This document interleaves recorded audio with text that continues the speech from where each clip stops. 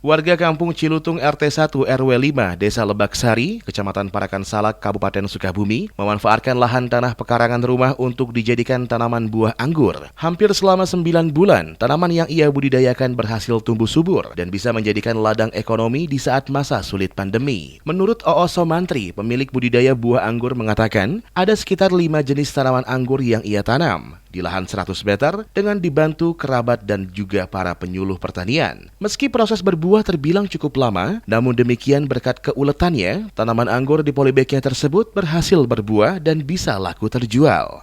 Saya kurang lebih ini 8 bulan jalan, hampir 8 ke 9. Ini 100 meter, banyak jenisnya, seperti Kospi, Oscar, terus Akademik, Dixon. Pokoknya banyak lah sebagian gitu.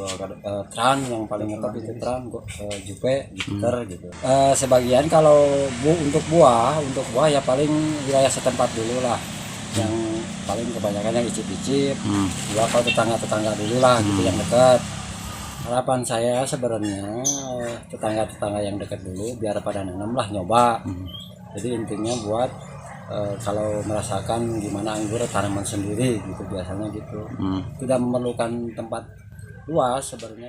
Sementara itu, jenis tanaman buah anggur yang dikembangkan Haji Oo, yakni ada sekitar 5 jenis tanaman buah anggur, yakni Conskor atau anggur hitam, Kospi Kostar, Akademik Afirzia, Fiction, dan juga Transfiguration. Meski hanya dipasarkan kepada para tetangga dan warga sekitar, namun demikian dirinya bersyukur hasil tanaman buah anggur tersebut bisa menambah penghasilan untuk keluarganya.